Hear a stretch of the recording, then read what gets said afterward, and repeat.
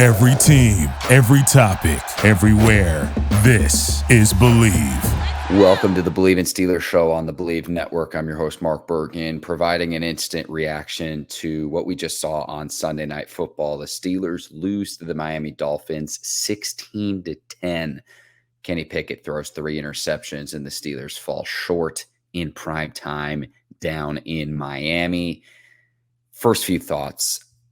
This offense is absolutely anemic, and it, to me, is reached a point with this offense that it's this bad that it is a matter of when and not if it's time for Matt Canada to go. We need to have an honest conversation about this, because when you're an NFL team in 2022 and you only allow 16 points in a game and you still find a way to lose. We've tried changing the quarterbacks. We've tried different things with this offense. It is not working with Matt Canada. He is not the only problem, but it's to me, we've reached the point of a matter of when it is time to move on from him and not if it is time to move on from him. And if the Steelers will do that midseason, because tonight's game was must win. Steelers had to go into the bye week at least 3-5. And the reason why I'm saying this is they play a Philadelphia Eagles team next weekend coming off a bye week. You're not going to win that as like a double-digit road underdog playing in Philly against the NFC's best coming off a bye week. You had an opportunity to go win the game tonight, and you didn't. Pickett throws 3 interceptions. He's a rookie. It's going to happen. There's going to be growing pains. It's not going to be a linear progression. But throw 3 picks against a Dolphins defense that had 1 interception coming into tonight's game. And one thing I noticed too, late in the game, and I get that it gets loud down in Miami, the fans are going nuts. Tua's first game back, the snap count was way too easy. You got to be able to help your tackles out as a quarterback. You got to switch up the snap count. I get that they're probably going on a silent count, but you could time up when the Steelers are going to snap the ball, because James Daniels signals to the center, he nods and he goes. It was the same thing over and over and over again. And the tackles, the offensive tackles, are getting absolutely whipped on the outside with the edge rushers coming off the edge. And because they're able to time up the snap count every single time. I'm very frustrated with this offense. Again, 16 points. I think the defense absolutely played its butt off tonight. No points by either team in the second half. But if you only allow 16 points in an NFL game in 2022, you should win that football game. It's not to absolve the defense. There were 4 dropped interceptions by my count tonight. Levi Wallace had 2. Cam Sutton had 1, which was probably the easiest one. And then Terrell Edmonds had 1 too. Plays that could have potentially flipped the field, flipped the moment of the game, give them that splash play that we're talking about. Didn't have it again tonight. Steelers got the running game going a little bit, 95 yards on the ground, 16-yard run from Najee Harris. Still don't have a rush beyond 20 yards this season. The Steelers do not have a rush beyond 20 yards this season. 10 points on the road in a must-win game, because you're not going to beat Philly. And the Steelers are going to go into the bye week unless somehow they shock the world and pull off an upset against the Philadelphia Eagles on the road in Philly. 2-6. They're going to be sitting at 2-6 at the bye week. They could have been 3-5 in a weak AFC North division this year. I think the AFC North winner this year could be like 9-8. And you don't get it done in Miami. Just very, very frustrating. Where was the priority to get the ball to George Pickens more often? 6 of 6. 6 receptions on 6 targets, 61 yards, and an absolutely incredible touchdown. With that efficiency, why not continue to go find opportunities to get him the football? And his offense just way too predictable. Like some of the decision-making on 3rd and 3, it's like they clearly don't trust to hand the ball off to Najee Harris because the offensive line can't get a push. And it's just the predictability. If it's predictable for me as a fan to watch, I can't even imagine what it's like for an opposing defense or an opposing defensive coordinator. And that's why it makes me so frustrated, because this was a winnable game tonight. And even if Kenny Pickett goes down to the field and helps the Steelers and scores a touchdown, goes down, he very nearly did it. It's very impressive. He had a couple incredible throws on that final drive. I mean, Interception wasn't great. Great catch by the Dolphins defensive back, and give the Dolphins credit because they were down not just 2 cornerbacks, but in the middle of the game, Brandon Jones left the game, their safety, down 3 of their defensive backs. I know the Steelers are decimated by injuries, but Dolphins stepped up and made plays when they need to. In no points in the second half for either team. And I know that people are going to point to the 4 dropped interceptions by Steelers defensive backs. That's huge, no doubt. But by and large, if your team gives up 16 points in an NFL game, you should win that football game. You should win that football game. And I don't get it. I thought there was a little bit more creativity to get Najee involved in both the running game and out of the backfield. 3 receptions on 4 targets, get him in space. I don't think he's 100%, but I've just had it with this offense. I've absolutely had it with this offense. It's exhausting to watch. And I don't know what you could point to say moving forward that potentially it could improve. Because honestly, I think Pickett is better than Trubisky, no doubt. And Pickett should be out there from this point moving forward. So as long as he's healthy. But it's not going to be that tangible upgrade. It's not going to be that spark that head coach Mike Tomlin's looking for. In the decision-making, when they're down 13-0, to pass the ball into the flats and incomplete, and then to trot out Chris Boswell, and he gets 3 points from about 45 yards out. You're down 13. It's 3rd and 3. Why not try to run the ball? And if you don't get it, maybe go for it on 4th down again. And maybe you can move the chains. Maybe potentially you can score a touchdown because points are a premium with this offense right now. But it's 3rd and 3. Pass the ball into the flats. It's an incomplete. You just try to pick up the conversion to convert on 3rd down. But clearly you don't trust your running game to be able to pick that up for you. And I know that this offensive line, I go back to the last 1st or 2nd round pick the Steelers picked in the NFL draft on the offensive line, 2012, David DeCastro. You got to go all the way back.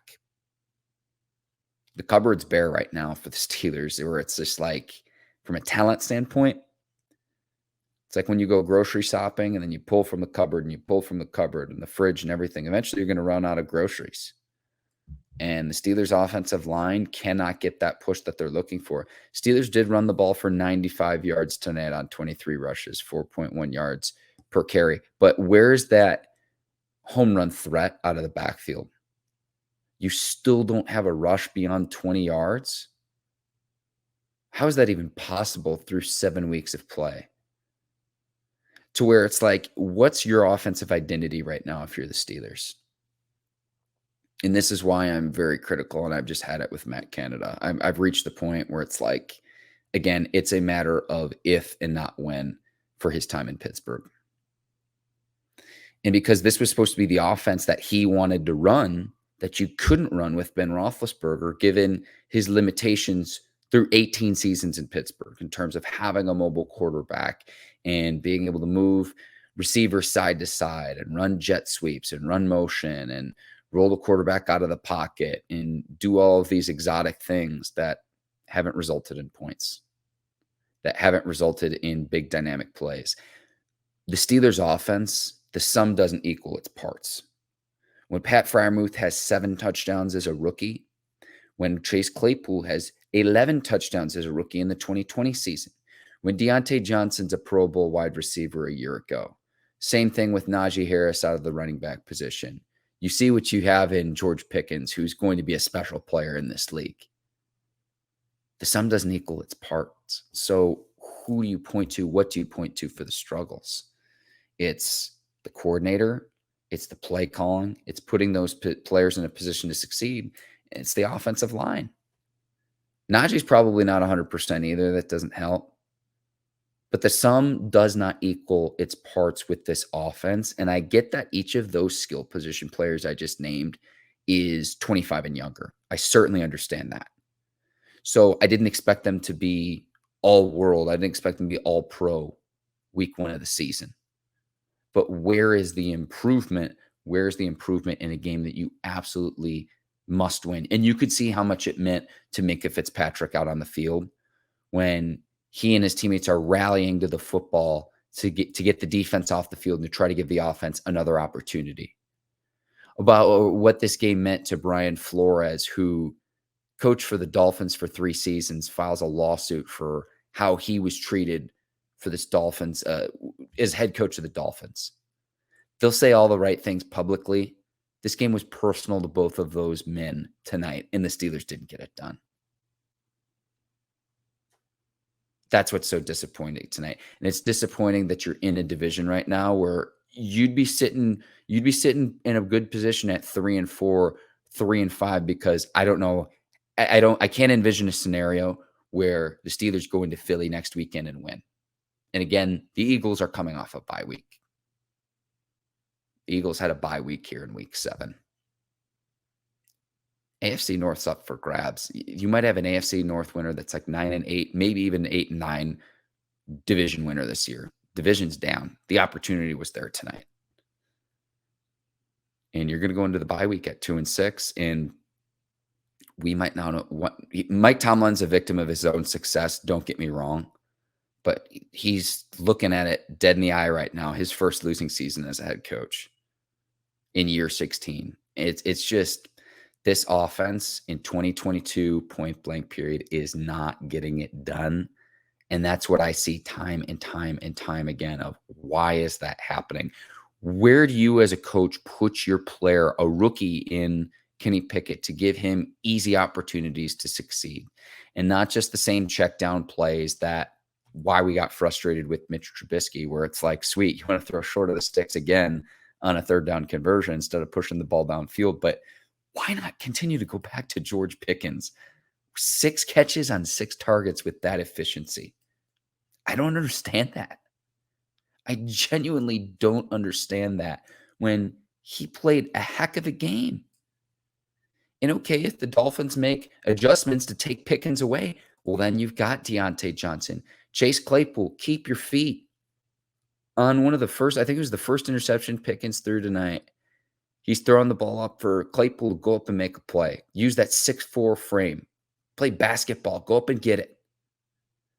And he falls down, and I get it's going to happen. I credit him for chasing the defensive back down and going to make the tackle. But when it's consistently, when it's like your quarterback's giving you faith and giving you the opportunity to succeed, I want to see the Chase Claypool we saw in week 6 against the Bucs. That kid was special. We didn't see that tonight from Chase Claypool. We didn't see that against the Dolphins secondary. It's not just Chase, but any of the receivers. We didn't see it against the Dolphins secondary that was missing 3 key players, 2 cornerbacks, and then the safety. Jones left the game with an injury, Brandon Jones. Tonight's game was on the table for the Steelers to take advantage. How about Pat Freiermuth taking advantage, coming back from that concussion, 8 receptions on 9 targets, 75 yards. But it was that little flat route where he'd get somewhere between like 5 and 8 yards. And even that last drive for the Steelers, it's like Collinsworth even said it on the broadcast. You can't just nickel and dime your way down the field. You got to be able to take a shot at some point, which is what Pickett tried to do. He just made a bad throw, and the Dolphins defensive back made a nice play, a nice toe tap catch along the sideline. That's the ball game. But even if the Steelers go down and score against the Dolphins on that final drive, and if Pickett does it and wins the city over, and they love the rookie and all of that, this offense still, like, it was bad. It was terrible. Somewhat credit the Dolphins, yeah, and the Dolphins will probably be a playoff team if Tua can remain to stay healthy. But this offense was terrible. It was absolutely terrible. Pretty much all game, but particularly in the second half. Because the Steelers in the second quarter was maybe their best quarter the entire season. 10-3. And it might be a little bit of a hyperbole, but they won the second quarter 10-3. And it looked like things were trending in the right direction. First drive of the second half, Steelers get the football. They have the opportunity to go take the lead. They have the opportunity to go take the lead first drive out of halftime. 3 and out. 3 and out. If I'm far off, let me know in the comments, but this is just where I'm at with everything. It's very, very frustrating to watch. And if it's predictable to me as a fan, I can't even imagine what it's like scouting against the Steelers offense. And it's almost a shame that the Steelers bye week doesn't come in week 8 because they need all the help they can get. They need to be able to get some players back from injuries. I get that. And the Steelers got a lot of guys back today. Minka played, Pat Freiermuth played, Cam Sutton was back. I don't think Akella Witherspoon played tonight, but man, this was just so frustrating because the opportunity was there and it was there for the taking tonight. I'll go ahead and sign off here. My name is Mark Bergin. Thank you for taking the time to watch the Bleav in Steelers show. Just an instant reaction to the Steelers' 16-10 loss on Sunday Night Football to the Miami Dolphins. Later this week, Ike Taylor and I are going to be back previewing that Week 8 matchup against the Philadelphia Eagles. Just seeing this line open up and the Eagles are a 10-point favorite. I'm curious to see if the line moves further in Philly's direction. Because this Steelers offense right now, to say points are a premium is being polite. Again, my name is Mark Bergin. Thank you for taking the time to watch the Bleav in Steelers show. I'll see you later this week. Hope all of you have great rest of your nights, a great rest of your rest of the weekend and on into the following week. One more game, Monday Night Football, Patriots and Bears to wrap up Week 7. Hope you enjoy the Monday night game, and we'll see what's ahead in Week 8. I'll go ahead and sign off. Again, my name is Mark Bergin. Thanks so much for watching. Take care. So long, everybody.